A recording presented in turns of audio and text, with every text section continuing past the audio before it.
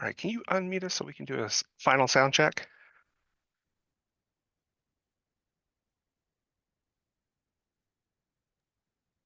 Testing, testing, 1, 2, 3. We should hear you, Michael. Great, thank you. Yeah.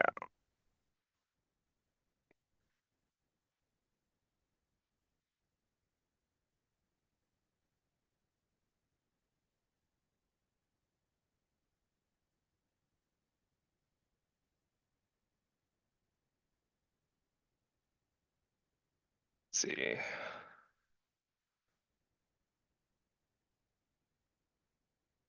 I'll be there just a second.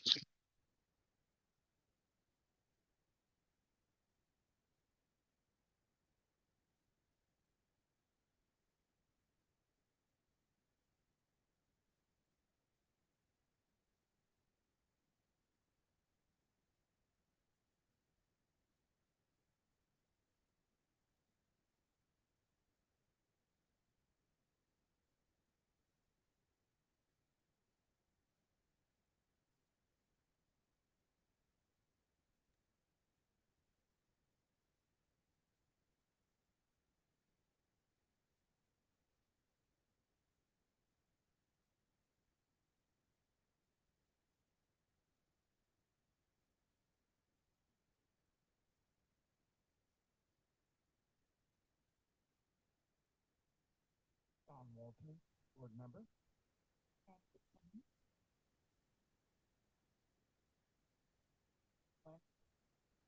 Austin.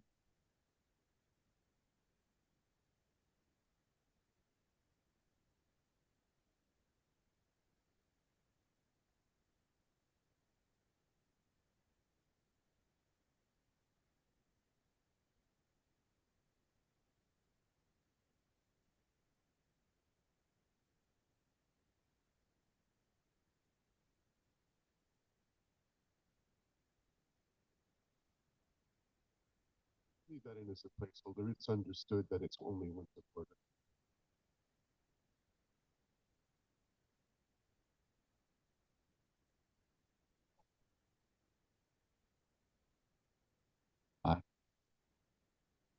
If I could go ahead and do the celebrations, since we've got a couple folks who need to be.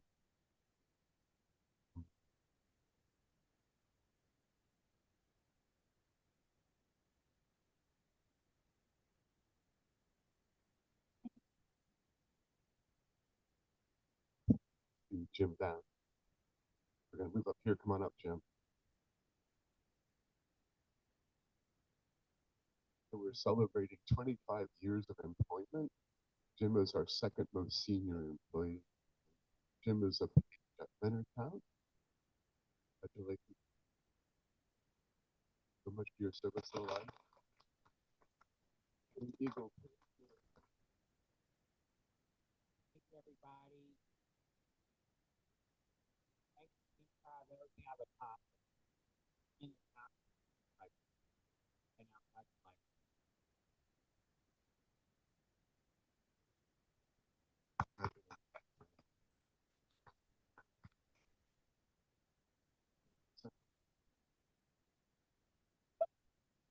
The next one for Brianna Thorne. Brianna.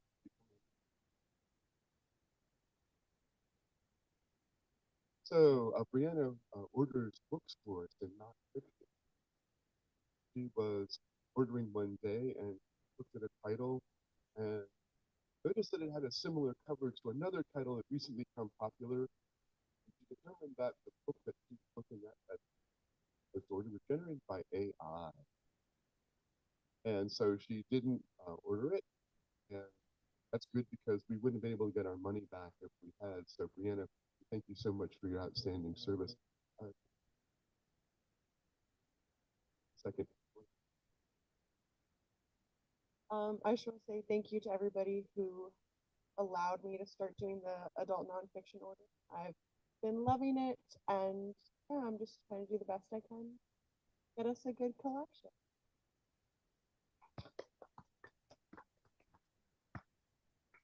Did I share that article that came out about AI generated titles in Hoopla with you?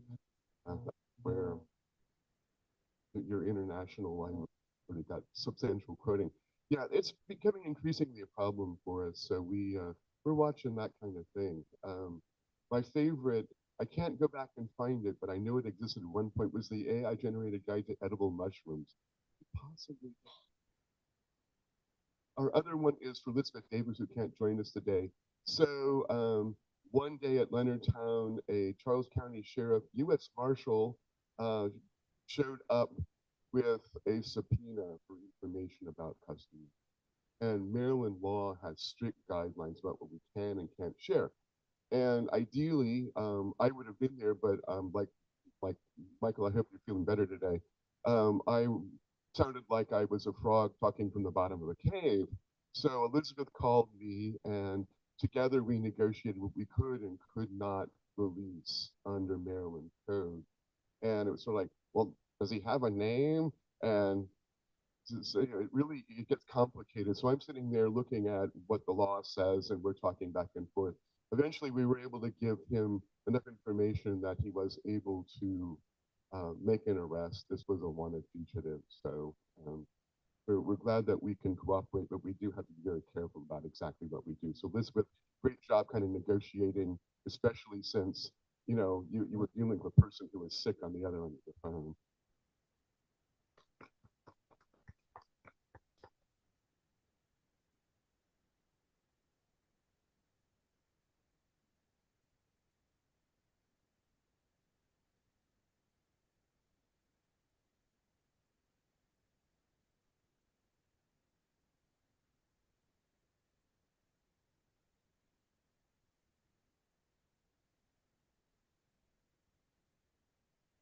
I have a question on page 2, halfway down the page.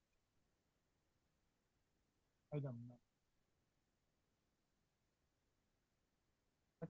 or pre-cut. That's spelled correctly. It's called a Cricut. It's our one of the machines we do and the makerspace. Handmade? Yes.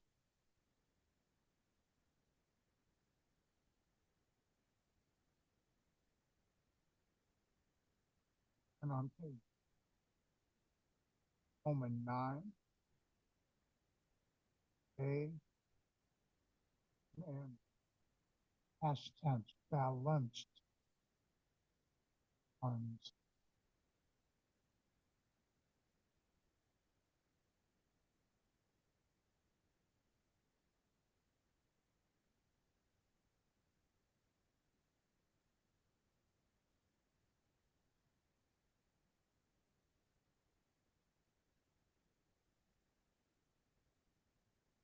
Second. Aye.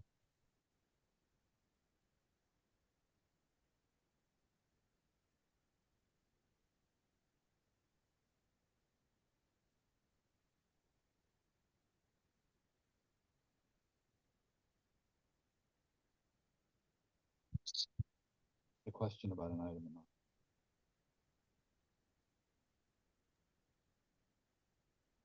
Hi, folks. I'm not sure if you can hear me, but I can't hear anything from the meeting. I heard a little bit of what John Walters and John had to say, but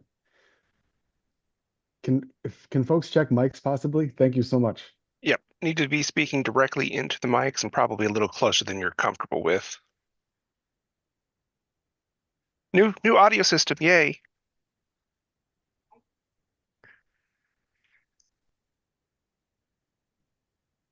Not hearing you. Can you hear me?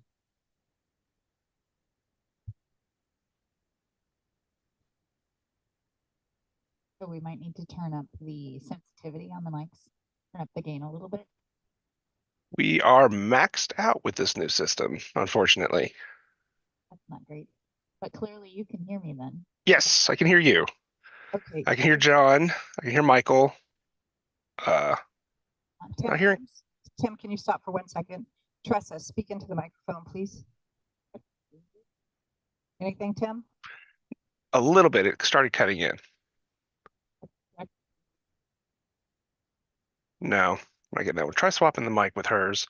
Okay, John, can you speak into the microphone directly? Testing 1, 2, 3, 2, You're 1. coming in good. Hi, Okay. Sharon. We've already tested mine. Michael, please. Yeah, he said he could hear me, so yes. Dorothy, No, can you speak closer? Practically eating it. there we go. Judith? This is Judith. There we go. John Johnson? Check. Check. Okay, so please just speak directly into your microphone and also loudly, because I'm even having trouble hearing you from here. Can you hear me now? Check, check. Yep. Okay.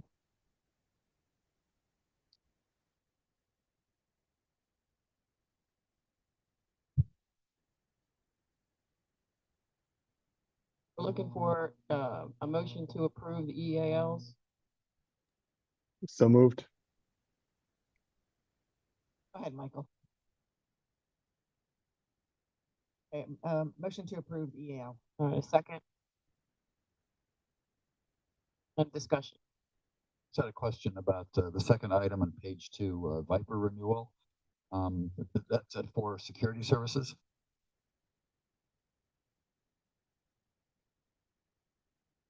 It's a IT, it's one of our IT software that does emails and things like that for security. Yes.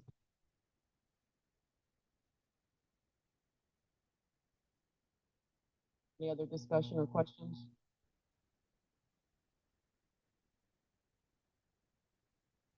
Four.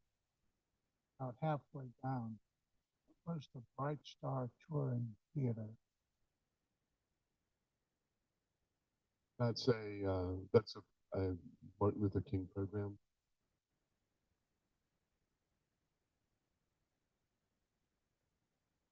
There was actually 2 Black History Month programs. So for that price, we got 2 programs. And also, just out of curiosity, on the last page, what did PNC analyze exactly? $215.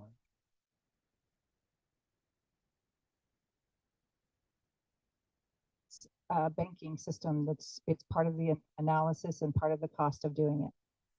They just look through the bank account. I can provide those documents that show what that is, but it's just part of the process and part of the cost of having a banking, a business bank. When was the last time we looked to see what other banks may or may not charge? We did it 2 years ago. And did anybody come close to beating PNC? Not really. And it's, I mean, you know, switching banks with the business is a huge deal. We have a lot of ACH links and all of that too. So all of that is part of a switch. So in that case, it did not come close. It's a useful process though, in that when you tell PNC, hey, we're going to be switching, they tend to do slightly better for you. Yeah, but I still don't understand what they're looking at and reporting to us. It just looks like a charge they can get away with. As most bank charges are. So yeah, but we do have an analysis report. I get it every month. It's part of our documents. So I have it and I look at it.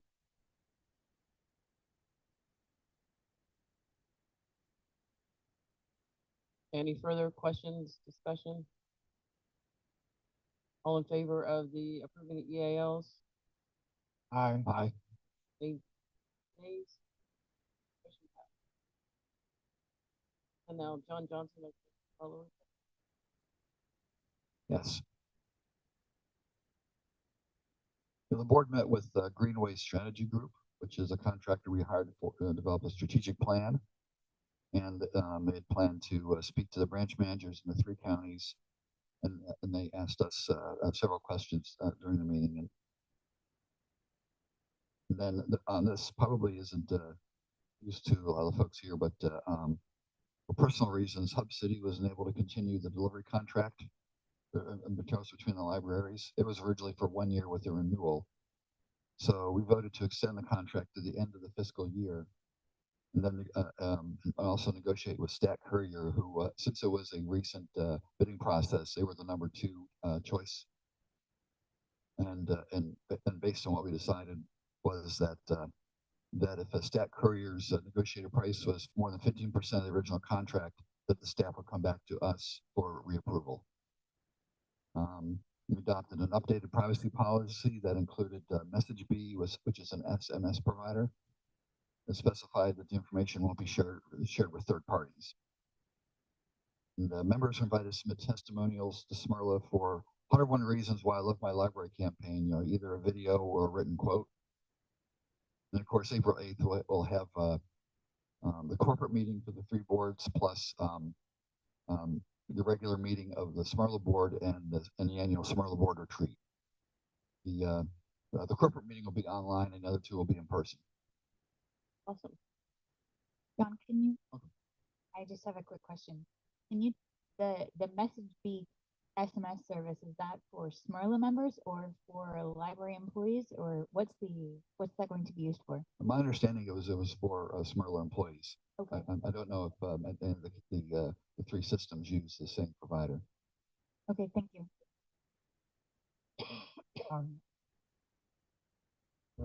The SMS services is actually for library customers that get text messages for when their hold is available and that type of thing. Thank you. Don, I think it was the last meeting or the one before, you had indicated that you all were working with the trash pickup company. Can you bring us up to date on those discussions? We didn't have anything new to report. I can inquire with Ashley. I updated you last month on that. We're very happy with the service, and we now are going to switch over to that company for Lexington Park here. How did that work out dollar-wise compared to what It's we far did? cheaper. Far cheaper. Yes, that otherwise we wouldn't change. We're in the process. We still have to get out of our contract with the current Waste Management. And it took Smyrla a year to do that. So there's a whole process, and we have to we're in discussion with them. But we It's not like a 30-day notice or something like that. No, built in? we have a contract with them, so. Smyrla found that when they gave Waste Management notice, Waste Management pulled out a 20-year-old contract and made them go to the end of the contract. We don't know what our contract is because we've had it for probably the same amount of time. So we have to make sure that the new company will take us on. So we're working on that. And then we'll notify Waste Management and they'll tell us when our contract ends. So we haven't reviewed that document in 20 years? I'm not saying that. I'm saying I don't know what our last one was. We've been in contact with Waste Management multiple times in the last 3 years with me, but they'll pull out whatever their last official contract was. So I need to check that. And again, I'm still in works on that. I have not completed it. So I'm still working on it. Thank you.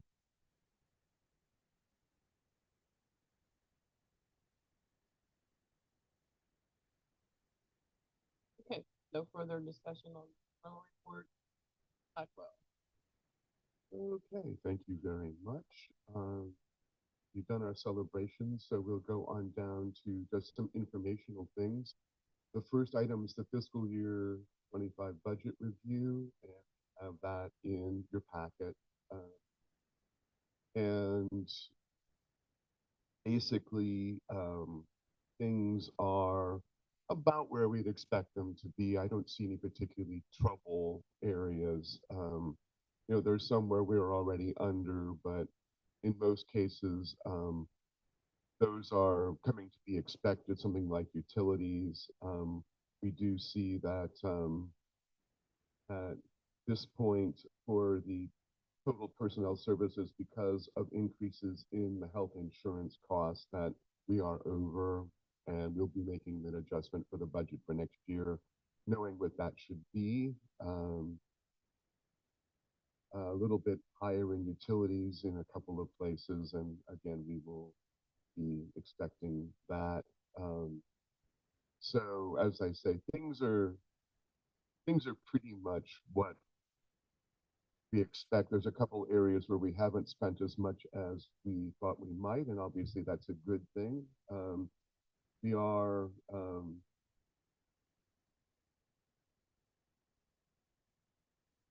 as I say, pretty much normal for the year. So I just want to ask if there's any questions about it rather than go into it in great.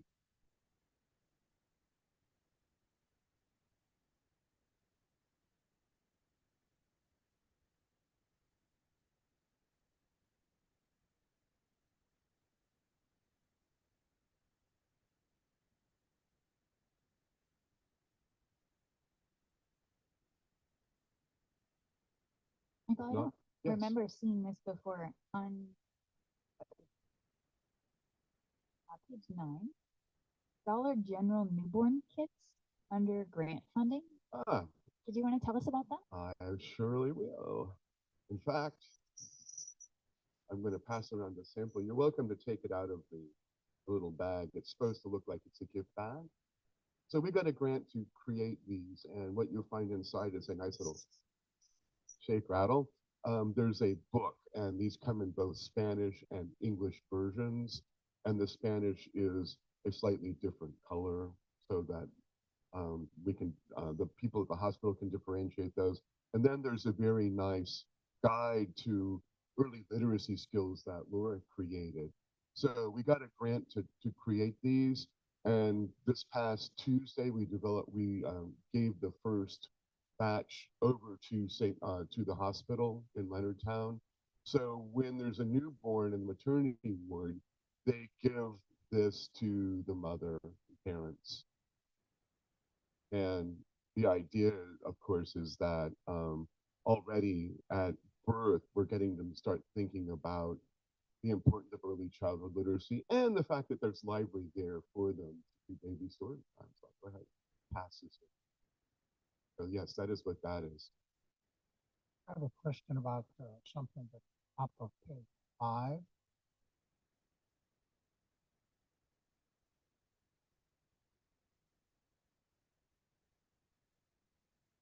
That's a well done budget.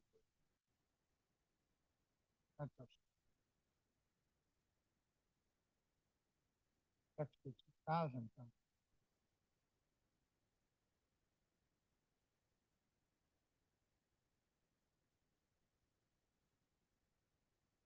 Okay, remember that You- the 20,000 is not necessarily the actual amount that we get from the Friends. This is just a budgeted amount, since we never know when we create the budget what they're going to be giving us during the year.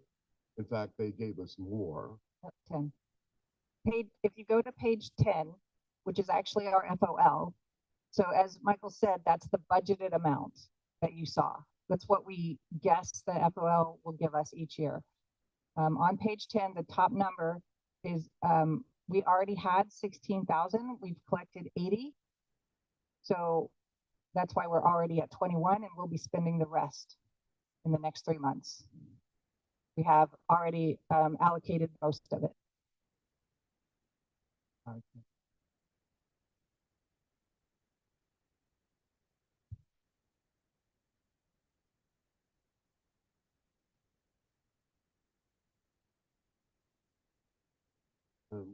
Obviously, that kind of brings up the fiscal year 26 budget, and I've been keeping you apprised by email. Our budget hearing is next Tuesday at 1:30 in the afternoon, and will not be first, so I can't tell you exactly when it will be. If you are able to watch on the county YouTube channel, you can see the whole presentation there. As I've already told you, the commissioners are not able to make any firm budget decisions yet because they don't know what they're going to be getting from the state and from the federal government. So they're creating a budget of items that they have to pay out and items they'd like to pay out budget allowing. And currently, staff salaries are in that latter category. So we'll just have to see what the budget ends up being. There's slightly more revenue than they had initially projected, but it's not enough right now to close an expected funding gap. So we'll just, as I say, we'll just have to see kind of where we are. They are going to have to extend their budget process a little bit. Typically, they'd have it finished but it looks like the state may not be finished its budget before the time that the commissioner's budget would typically be done. But there will be a public hearing in April. By then, we should have some idea of exactly what we at the library are going to be looking at. I'm sure you meant said in the latter category, speaking of raises. Yes, yeah. But right now, that's a hope for, and not necessarily a given. So since you know, we've presented our budget request, the vast majority of that was for an increase in cost of living and in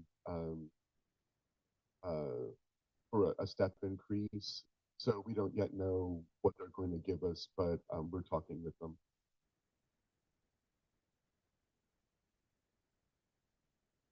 Your packet did have the Schwab account in it, and you'll note that for the end of February, it was just slightly above what it was the start of February. But I suspect that the volatility in the market's going to make March look rather ugly, so we will see. The question came up as to whether our interns were going to be regular library employees or if they could be 1099 independent contractors. And in your packet, you'll see the rules for who is a contractor and who is an employee. And there's a little bit of gray area there, but basically, you are not an independent contractor if you perform services that can be controlled by an employer, what will be done and how that will be done. And we very much do that with our interns. So that pretty much settles that question. Kind of weird because my wife just got new kitchen cabinets, and gotta tell you, she told them what she wanted done and how it was going to look. I think he was still an independent contractor. Well, if she's telling him, that means if in that instance, you're assuming that she's his employer. She's not. She hired somebody to do a job and asked them to do it. That's a service contract. You can't apply that to an intern. No. An intern is not giving us a service. They're our actual employee. They're doing work for us. Or was the kitchen guy? So in the You terms of the hired them kitchen as a guy, company. Do homework is a lot different than a business getting an intern in. and the gentleman who runs the business, he pays business taxes, like he has employees. And so she was making a contract with the business. Whereas our interns are not running their own business. They're simply employees. It's pretty much an advantage for our interns to have it the way it is. Otherwise, they might have to look at taking their own taxes out. And in many cases, they're young. They might not even owe taxes, but it's just, I think it's just as well that they're already paying into Social Security and they don't have to worry about themselves. So I think it's a real advantage for our interns as they are and not independent contractors. A little bit about what's happening in your library. I am passing around the infant storytime kit there. We're in the process of doing annual performance reviews. Those are done from January through the end of March, and everybody has one, and then we'll do another one later in the year. I did do a visit for Maryland Library Legislative Day and went to the Southern Maryland delegation to talk with our elected officials in Annapolis about the library and what we're doing and why it's important to support us. And the governor's originally presented budget did not have a cut for libraries. I don't anticipate one. I think that we have strong support in Annapolis for library services in Maryland. So I think we'll probably have about a $30,000, and it's always approximate, we don't really know until the budget gets approved. The legislation can, go in and look at the governor's budget and make changes to it. But again, I don't see any changes coming to libraries there. Going up on the bus is a good thing to do because a number of our commissioners also go. So it's a good opportunity to talk to them about what they like to read. And incidentally, did you know how all the things the library is doing? So, and I have been having some conversations with them. Now that we know what the intended amount for a raise is, we've given them exact figures for what that would mean for the library. I'm hopeful that they will keep the library in mind as much as the budget possibly will. We did, working with Maryland State Library, look at the ramifications of recent executive orders on federal grants and what that might mean for the library. Everything's still uncertain yet. The LSTA money was taken out of the budget but put back in. So we simply don't yet know what federal granting will be for St. Mary's County Library or the state of Maryland, and I'll keep you apprised of that as we learn. As I shared with you, we did get some Freedom of Information Act requests, and you now know kind of what they're about. I had several subsequent emails with the person who sent those, but I don't necessarily feel like you have to look at it if you're curious. The board was not copied on those, so if you're curious about what all was said, let me know. We did, as you heard earlier, work with the Charles County Sheriff's Office. A person was always a U.S. Marshal or Capital Area Regional Fugitive Task Force member on a court order to get patron information, and we handled that, I think, very well. We signed up to be Veterans Trust Fund Financial Assistant Program Navigators with the Maryland Veterans Administration starting in July.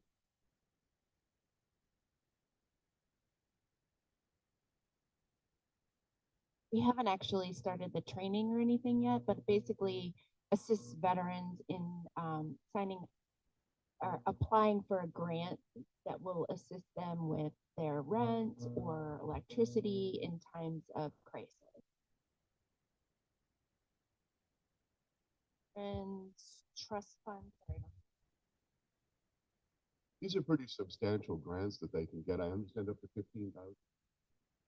So yeah, so especially in our area where we may have veterans who are looking at a job situation that's not necessarily what they might like, there will be money that will allow them to continue going on until they can find other employment. So what's the library? We would help them fill out the application and make sure that they're qualified for it. So we would also advertising it and telling people it's available to them. Tell us to navigate it. We don't really know exactly what all is involved at this point, but I don't anticipate a lot of staff time. But it's the state of Maryland, the veteran administration aspect too. Will we be compensated for that assistance? The state of Maryland.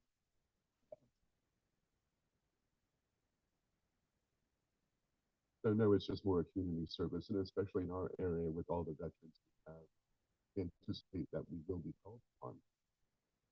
Charlotte Hall added a new 3D printer. The Maryland Mobile Food Market served 95 people up there in February. We completed decision-making training for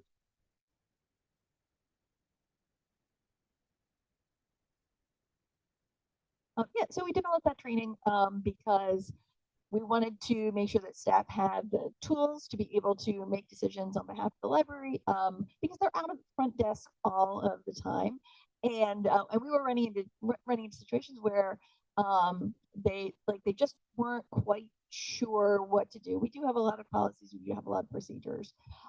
So we help them sort of streamline how they make decisions so that they can have confidence in the decisions that they make, but also they can make it at the lowest level possible when they're standing in front of a customer. and still be abiding by our policies and our standards. So we've gotten some very good feedback on it from staff who've taken it. You know, a couple tweaks as always we'll make to it, but we hope to develop a digital training from the live training that we did so that we can continue to roll it out to future staff. Thank you so much. Let's see, grants. We've received two $10,000 grants from Libraries Transforming Communities for increasing accessibility at Hall and Lexington Park. And at Hall, it will go towards the new desk. And what are we going to do with it? Yeah, exactly. So at Lexington Park, we are going to buy accessible tables for the makerspace. And so those tables will raise or lower so that people with various mobility assistance aids are able to come in to make things in our makerspace. The grant comes with training and expectations for us so that we can work with groups who assist people who have disabilities in our area to be more successful in their makerspace going forward. And as we've told you before, we got grants to do digital navigating and digital literacy, and we have met the number of contacts that we needed for the digital navigator grant. And for the digital literacy grant, we've had 32 out of 75 engagements so far. And those classes will happen at all three branches through May 30th. So we have no doubt we'll go ahead and meet that grant. We have launched a new grants channel on our teams, and we're trying to improve communication between staff and giving the grant. And so we share what the grant opportunities are, and staff can buy in and say what grant they might want to be a part of, and then share the grants that sort of throughout the system. So we're just kind of. Go ahead. One of the things about that grants channel is I'm posting grants that come through so that staff can say, I want to be part of that. Because the last thing I want to do is to tell a staff person that they have to do a particular program. I'm there to serve them. So just that's the other piece. I put short kind of summaries on that channel so that staff can read it and say, hey, I might be interested in that. And then we start that conversation. Hang on to it. Tell us about the Gladys Brooks Foundation. $150,000. Oh, thank you. This is going for building an arts lab here at Lexington Park. So we'll see if we get that. Yeah, that's been applied for, but not yet received. So speaking about Lexington Park, we've got a new partnership with the Jude House and the Arc of Southern Maryland to teach one of the Digital Learn grant classes, and that'll help us get there. Excellent attendance at Black History Month programs with our partners, the UCAC and then the ACP. NAACP, for example, likes to sponsor programs. So just great community partners there. So those programs were Freedom Songs, A Civil Rights Story, and Meet Dr. King. We had Chess Day with 32 people showing up, and chess is apparently enjoying a resurgence in popularity among young people. We had a gardening program with Lunar Sewing. 27 people came out, and Gardening 101 had 101 people attend. That's part of our partnership with the Community Garden and the Seeds Project. We launched the Perks Partners program, and we now have 13 Perks Partners. Those are listed on our website. One of them is a real estate agent. If you're getting 10% off a real estate fee, that could be some money. So thank you very much for that. We did the newborn bags, as you see. We're working with the Detention Center to begin services there. So one of the first services we have are book groups. And we're taking the books over there, and we're also giving out some books. Let's see here. We've added a new stop there. It's the Lexington Pike Boys and Girls Clubs. And Finally, with Children's Services, we partnered with the ECAC, the Early Childhood Advisory Council, to offer a core of knowledge professional development to train licensed child care providers. They'll have 8 workshops in February and March. So what we're doing is our staff are training the licensed child care providers, and they get continuing education credit for it, which they do need to have to keep their license. So that's just some things that are happening at your library. Any questions about any? Is there a place where library card holders go see the current list of Perks partner Website. website? Yeah, it's on the website, and we also are doing social media about it. And do the Perks partners have some kind of library branded signage that they can put up? So that when you go there, you can. Perfect. So Blue Wind, for example, participates. So if you want to eat your lunch at Blue Wind, print your library card. The Puerto Rican Cafe, not far from here, is a partner. And we've talked to them, and they say that this has actually increased their business. And that was the aim, is that that was going to be a win-win, that library card holders will know more about these places, will drop in, hey, I get a discount. And then the participating businesses will see an increase. The museums, stores are partners with us on that. So we're very happy with how that program is going. And I think it's good to start with relatively few rather than have tons and tons while we see kind of what the impact will be. But we'll be continuing to work with that. Michael, Yeah. you mentioned the CEUs for childcare providers. Is there a fee for those classes for the childcare providers? There's no fee for them. We are looking at extending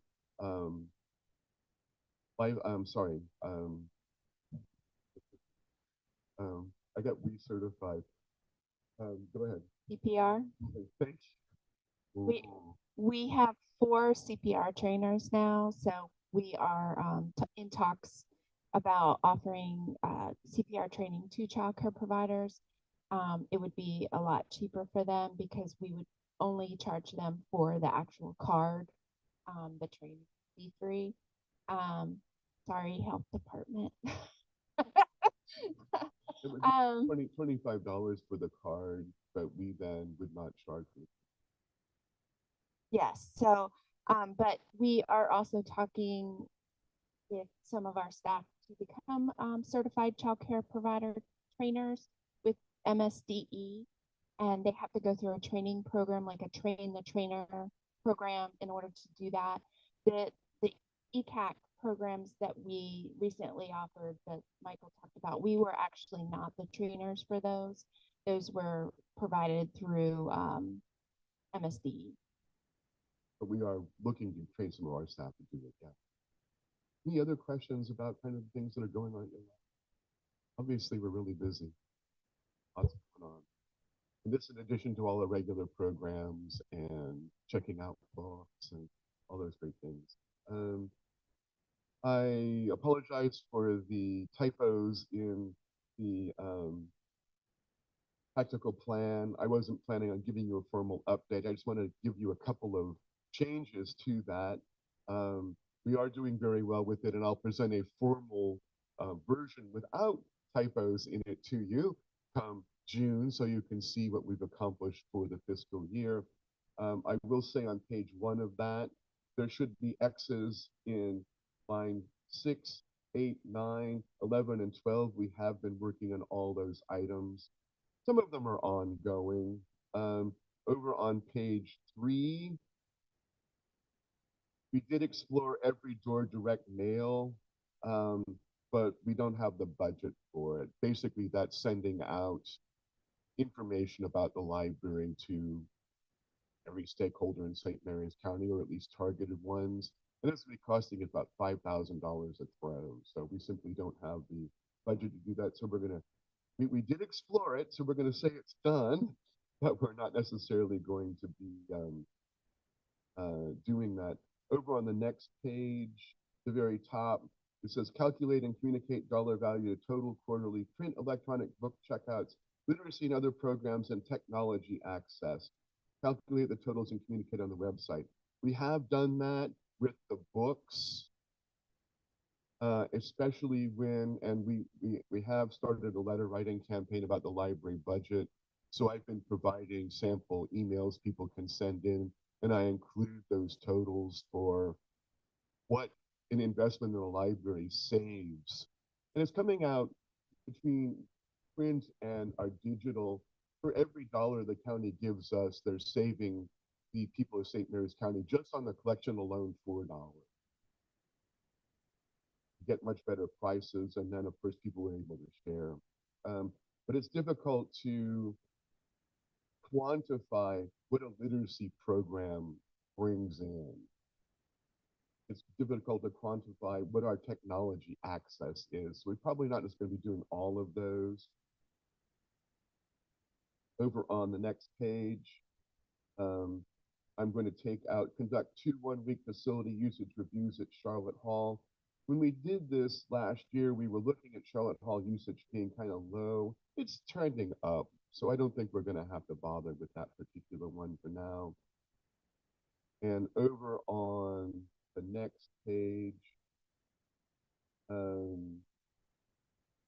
we're going to provide early literacy kits. It's the last item on the next page for checkout out. That's just too staff intensive. That's creating kits that, you know, Storytime providers can check out, that teachers can check out. Between getting them in and out and creating, there was just more than we did. So we're doing the bilingual baby kits instead of that.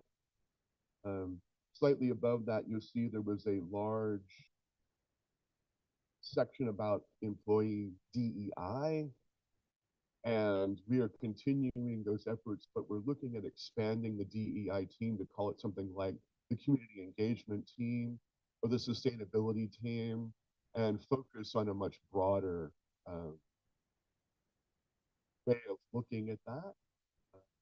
After recent changes, we have looked at our website and are trying to make sure that there's not things there that will be red flags to someone who's concerned about the recent executive order. But we're still maintaining our desire to serve all of the various spots. Michael, can I go back to early literacy kits at the hospitals? Mhm. That was a $4,000 grant, a one-time grant.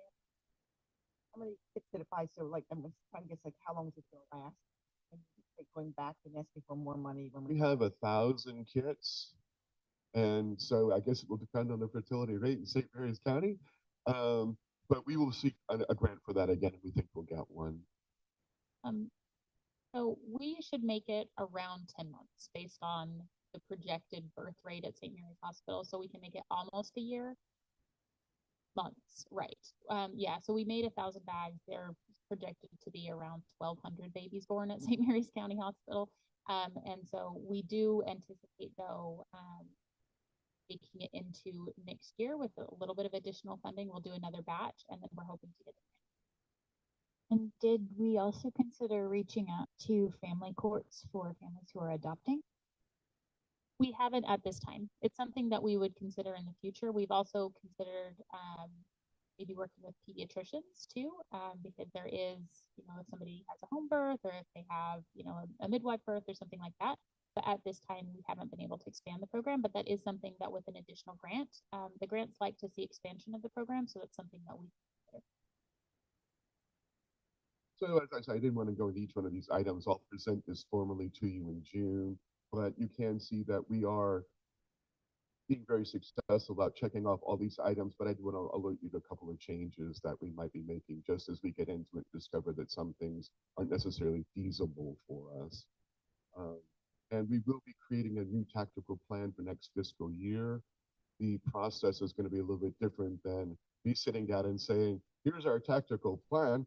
We're going to be involving everybody at the management level in May to help talk about what they'd like to see the library be doing next year. We'll also be looking at the strategic plan again. And I think having fewer items, but every item being kind of more crucial for performance. So we are going to be doing a new tactical plan for you next year.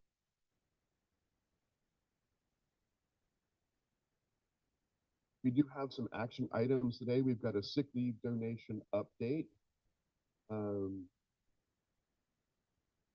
And that's in your packet. It looks like this, the single sheet. You don't.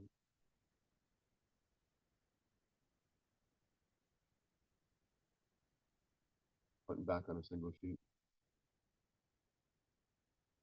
And the first page, it says sick leave at the top 6.3. Does everybody see that? Okay, great. No changes on the first page. If you turn over, you'll see the changes that we are asking you to consider for this.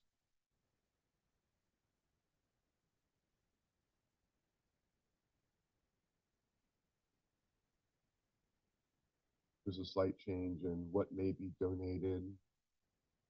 Can I We ask, have all different kinds of leave here, yes. I have a question about that specifically. I have worked for some employers that PTO and sick leave are just one discretionary leave. Maryland doesn't let us do that. Okay. For the retirement system, they count sick leave separately and everything else. I would love it if we could just say, here's the leave, and that's what you get. You use it for anything you want. But as part of the Maryland retirement system, you can accrue sick leave hours, and it counts as years worked. There's a cap on that. But so we can unfortunately lump them all together.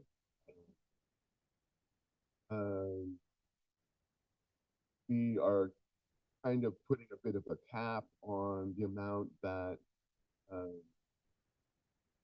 people can get within a 12-month rolling period. And the other change is that leave may not be noted by somebody that reports to the employee receiving the leave. In other words, you can't go to your supervisor and say, I'm going to give you sick leave.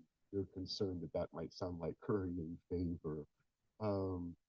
So this is a policy that I'm very happy we have in place. We're not always able to give as much leave to some of our employees as would be ideal. And so this allows them in an emergency to be able to hang on to a job. And also our employees feel very good when they're able to spend some. Those are the changes we're asking you to make. Do you have any questions about them? I have a question on the 1.5. So you're saying if an employee is like a 30-hour-a-week employee, that the most they can receive is 45 hours? Yeah. Why the cap? So the reason is they already have leave. So this assumes that they're completely out of leave, and it caps it because we found that without a cap, people could just keep donating to them for weeks on end, but they're giving up their own leave for somebody else to take a long time. And we're just trying to make it fair for everyone to give. And also it's really about mostly our part-time employees, because our part-time employees don't work 30 hours. So the most they work is 28. So it'd be a 28 times 1.5. And again, they've already had leave that they've gone through. So this is an addition to that. But somebody else is giving up leave in order to do that. Excuse me, when you say up to 1.5 times their weekly hours, is that what their remaining hours are? I don't understand that question. Down their leave. They have to spend their leave before any leave can be donated. And then that's on the total amount they were eligible. It's on their weekly hours. So if they're a 28-hour-a-week employee, it's 28 times 1.5. All of our employees have a scheduled number of hours they work every week. It's the same every week. So it's their scheduled hours. And for our part-time employees, they also, at the discretion of their supervisor, may make up hours as well. So that remains an option, especially for part-time staff.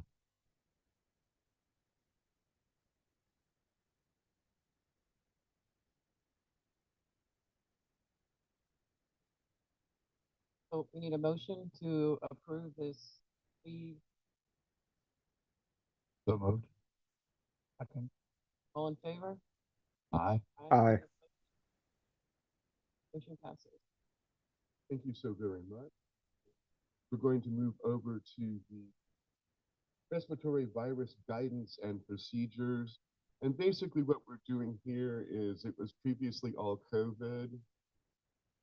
And now that COVID is endemic rather than a pandemic, and there are other respiratory viruses out there that are problematic, we're simply going to change over and not specifically talk about COVID. It can be COVID, it can be flu, basically anything along those lines. So we are adding COVID or flu. And the other big change here is that we're taking out the admin leave for COVID, just because it's now pretty much the same as anything else. You know, we would like you, if you're testing positive, to use sick leave and not come in.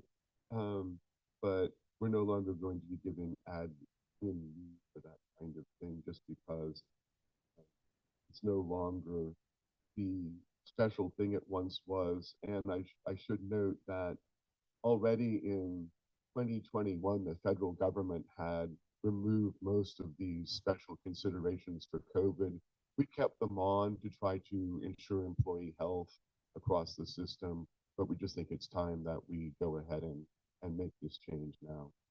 Well, and this actually wouldn't go into effect until July 1st, but we have to give our staff notice. So if you consider this. So I have a motion to respiratory virus guidance and So moved. second. Second. All in favor? Aye. Aye. Motion passes as well. Thank you so very much. The final action item is a policy on the use of generative artificial intelligence tools. As we all have been made fully aware, this is very much changing the IT landscape, and we have already started offering some programming about it. And we want to have some guidelines for staff on using AI tools within St. Mary's County Light. So I hope you've had a chance to look at this previously, but I'll give you a couple minutes if not. Is everybody kind of familiar with everything that's in here? All right, if so, then let's ask for your questions about it. And this is policy created by Sarah, who's here, far more expert than I am to answer your questions. I was curious where this language came from. Like what expertise or sources did we rely on? So just to make sure I heard right, because that was a little blurry, you're asking where it kind of came from and what we used to create it. So this Use also AI to create it. this also wasn't just me. This was last year actually we formed an AI interest group of staff, just people who are interested in using AI, who've been using AI, and then some skeptics too. We had some skeptics on our team, and so a lot of this policy, actually, like a lot of our policies and documentation, was taken from other places. So we looked at what other libraries are doing. We looked at Maryland State put out some interim guidance for their state employees, so we used that, and just kind of trying to cover all the bases, all the different aspects of using AI. So that's where most of this came from.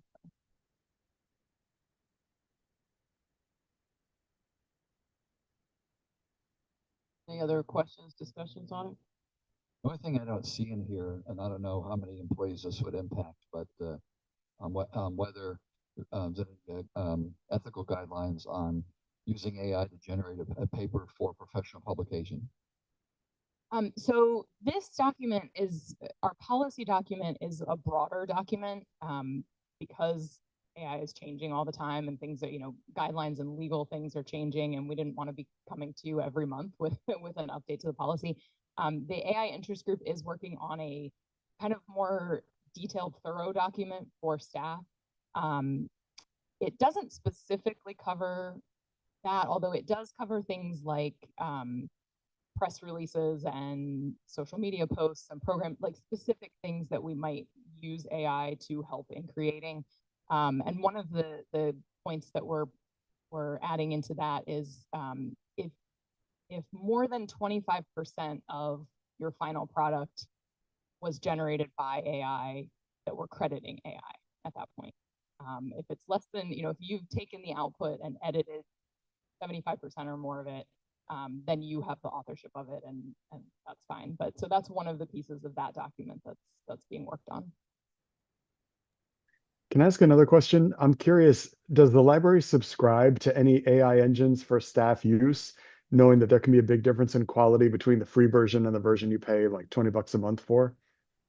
So at this point, we do not. We don't have that budgeted. It's something that we're kind of looking at. What we do have through our Microsoft 365 subscription with the regional library, we have access to Microsoft Copilot with enterprise data protection. So it's still sort of the free version of Copilot, but it gives us that added layer of security and privacy. But that is something I'd like to look at in the future, is getting, that kind of upgraded version of something to be able to see the differences. There definitely are differences. Other questions about? So you intend this to apply to the trustees also? I think that would be a policy you would have to create. You could adopt this one for your own use, but Says this policy extends to anyone who interacts with AI as a representative of the library, not just.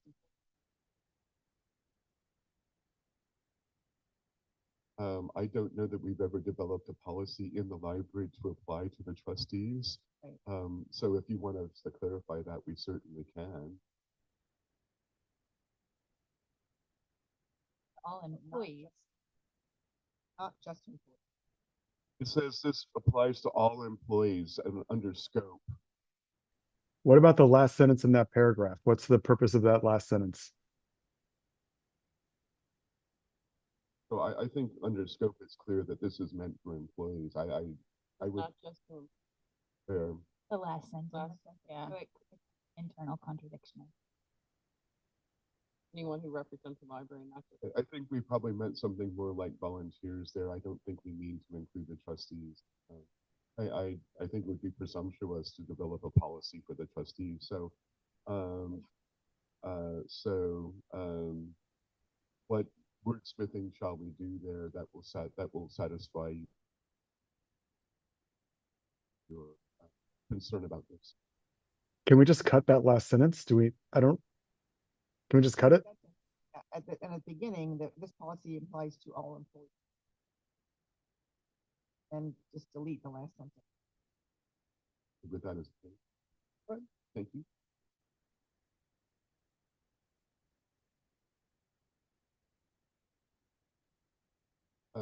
No, you're officially appointed, although it's a volunteer position. You're officially appointed by the county, so we're not going to call you volunteers. You do ever so much to earn your princely sums, though. So. All right. Any other discussion on this?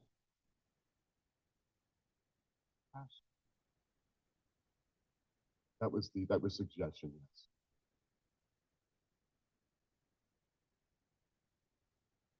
Okay, can I have a motion to approve the Center of Artificial Intelligence tool as amendments were requested, revised as requested? The revision, how's that? So moved. In a second, Second. all in favor? Aye. Opposed? That motion passes as well. But we'll move on to old trustee business, and I did want to add one thing under that for you. We're talking with David Yingling from the county about the health clinic and the ramifications of that, and he was not able to attend the meeting today, but he encourages you to reach out to him individually, as apparently one of you have already done so, to talk to him about the health clinic if you have questions about it right now. I think we'd like to have 1 year of data, which would be July, before we kind of really look at that in depth as a group. But he is willing to come talk about the health clinic and that contract and what the county's expectations are. They did mention at the most recent budget session as a way that they think will overall, over time, decrease healthcare costs and therefore healthcare premiums. So I believe the county is fully committed to it. But as I say, maybe at 1 year, we will invite him to come talk about what the county knows and some specific statistics if that's good for you. In the interim, please feel free to reach out to him. And if you don't know his contact information, let me know and I will happily introduce you via email.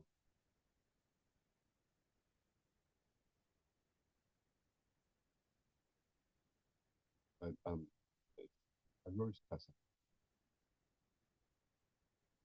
Our first, thank you, John, for this draft. I already have a few questions.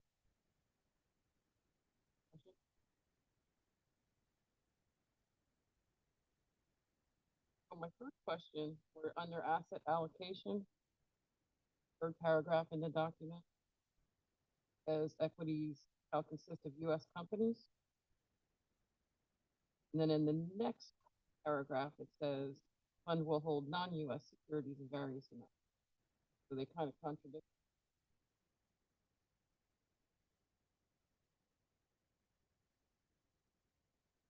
But this one, it says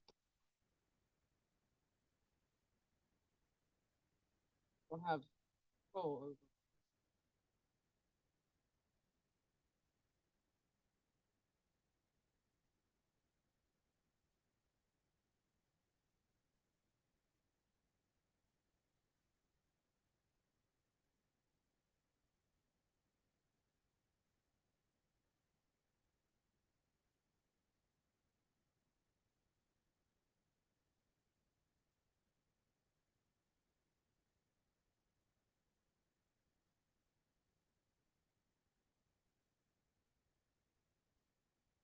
And my second question, I see what you're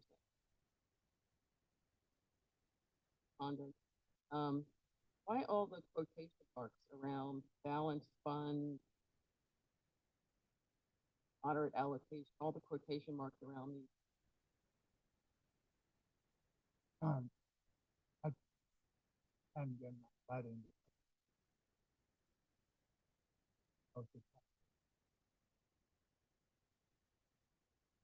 Now, See, that just makes it sound special. Quotation marks on something. I just don't like the quotation marks personally. Me, if you're gonna make a statement, professional document.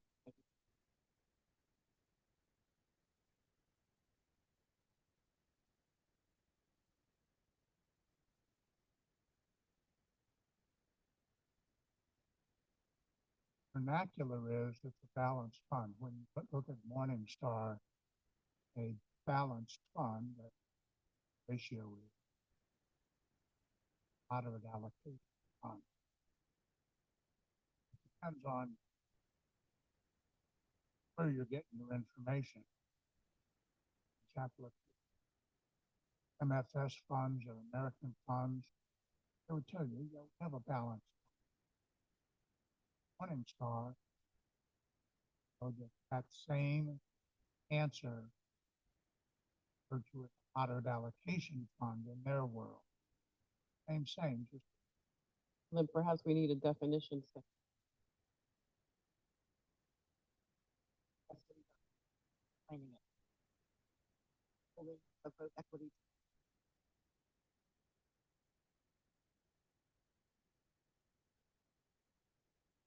Patricia, would it make more sense to have it be italicized or underlined rather than? I just think the quotation marks just, I don't know, maybe it's just me, but it's like, this is what I'm saying, but that's not really what I mean. You do have that connotation. I think what I have seen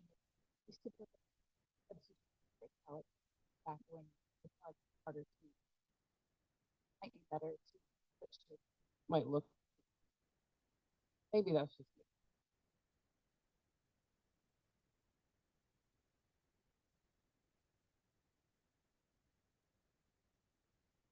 I'm happy to.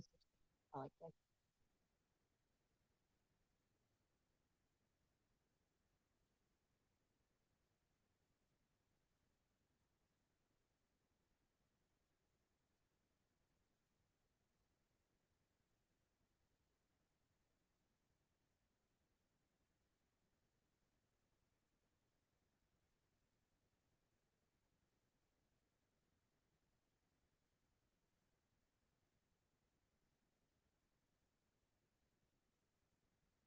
Anyone else have any discussion points on the document?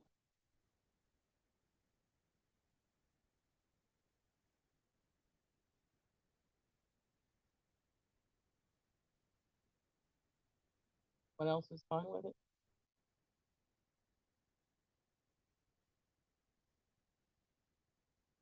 At this point, are we making a motion to approve it when it's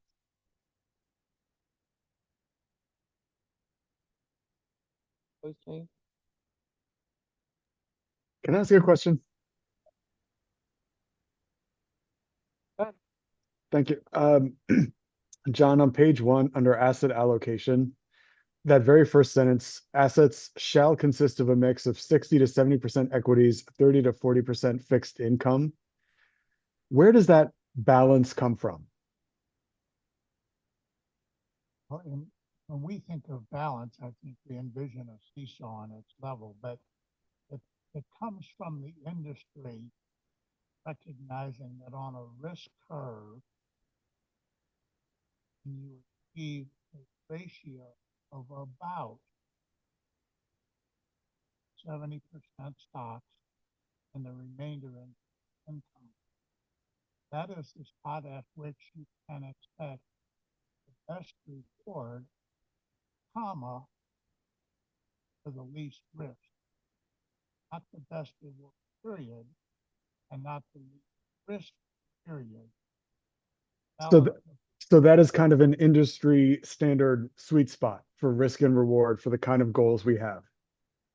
It's an industry question. Now, when you get into what the products are, some fund companies actually name their fund balanced fund, and in other places like over at Morningstar, they categorize funds of that kind moderate allocation.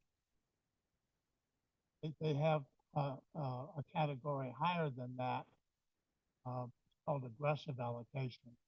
Now you're talking an 80-20 mix. I don't think we want to go there.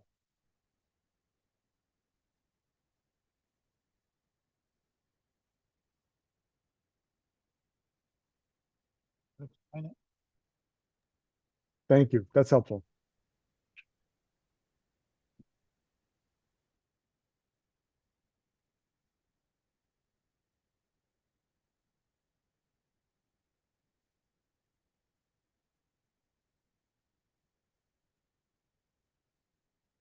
Second. All in favor? Aye. Any opposed or abstained? Motion passes. So I guess our next step then is to,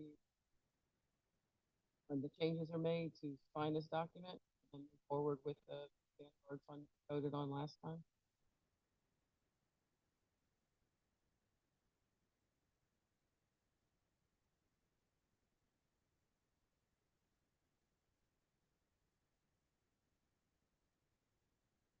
Probably next meeting. Y'all want them on one document. But if you've approved it as written, you may move forward on it. My question to you is notifying asset strategy. My understanding and the meeting minutes last time say that you will first set up the Vanguard account so that we've got that information. Then we'll tell asset strategy. And I just want to make sure that's correct. Yes, that's what we voted on last time. So actually got a Vanguard account. You've already established that? So So we have a Vanguard account. After light bulb went on, I have a Vanguard account. It's the The Rudolph or the Well, there's two. There's the Rudolph. Rudolph Fund and the additional or the. One fund, but two different share classes in that fund. So we have an account there. This is where you want the OPEB money to be going? I don't think that's where the OPEB, I think the OPEB needs to be, and I thought we voted on it, needs to be. I thought that had to be a Vanguard Wellington account. Do we have a Vanguard Oh. Wellington account? Let me finish. We have a Vanguard account already established for the library. And all we need to do is set up another fund within that account. It's like a sub savings account, about your savings. So we open up, when the money is transferred over in cash, and we have a couple to take care of, it will go into the Vanguard Wellington Fund, our existing account. Simplifies everything. You don't need two Vanguard accounts. Different funds within that account. Is the sub-account set up? So we wait until asset strategy has cashed out. Direction to them is to terminate a relationship and to liquefy, liquidate our stocks into a cash account. And when that is done, then we can activate online funds over and dump them into Wellington. But I can't do that 30 days ahead with no money to. And we need to know asset strategy as cash holding account. They'll know how to do this or write up an email and send it.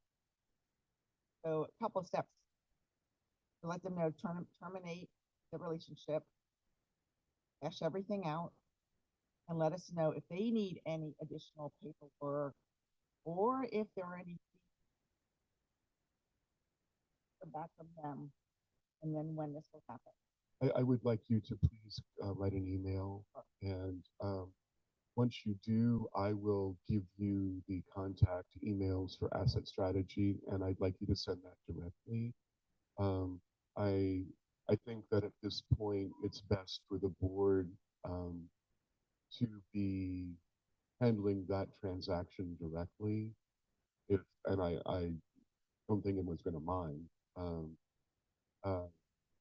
It's not that I'm not capable, it's just that I would really like you as the ones who are instigating the decision to go ahead and handle it.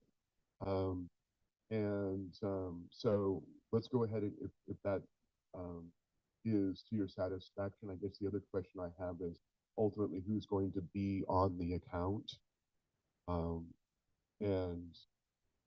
I think that you had discussed that, but I didn't know you made a final decision. Account now is set up as, Account already exists. It's gonna be whoever's on the Rudolph account already, which I believe is you and. Well, actually, there's no name on the account. It's set up as the St. Mary's Library. yeah, we Memorial just have, Library. we just, So there's no personal name. We do have logins and access, but it's just. Then Okay. I guess we're good with that. So if you, as soon as you want to take action, please do, and we'll move forward. And then I'll let the board know it's pressing. if it's necessary. okay, is there any new trustee that I add to that we can get those directions. Hey, should be able to act on, transmit a sell order over to Bob where we are. Now, just FYI, that sell can take place today. Settlement, 2 business days after, Monday, Tuesday. Wednesday should be able to station to the I think we have to give asset strategy notice.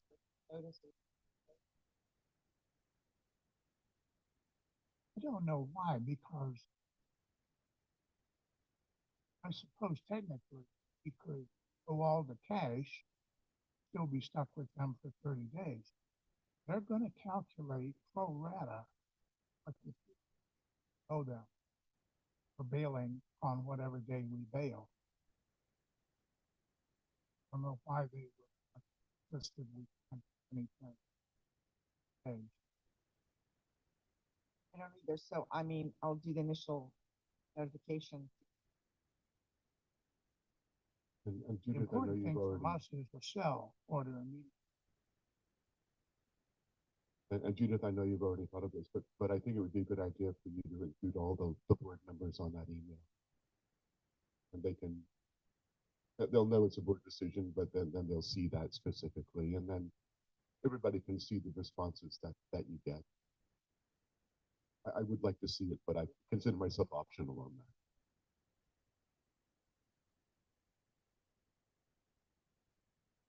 Any other, any further discussion on this whole?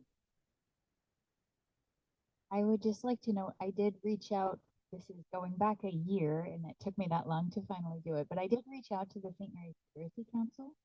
And this is more for awareness. They are looking for volunteers. Their services do not stop at just literacy. They also are looking to help people who are interested in furthering their math education as adults.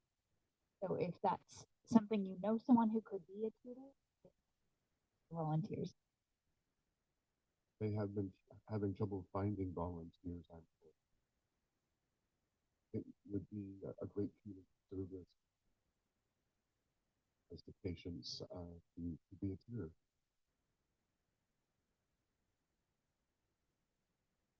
Because we are seeing an increased need in our community as well. So Susan will take all the help that she can get, spread the word. And thank you. We appreciate it. Right Oh, I'm the door board. here, so, I say I'm the president of the Literacy Council Board. So if you need any additional information, I'll be happy to provide it.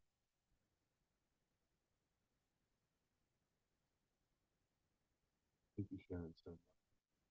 Couple changes on the dates listed below. As I emailed you, the county asked us to move our April 8th Library Week proclamation from the 8th to the 1st. We will still on April 8th have our celebration as the county health champion with the health department at 2 p.m.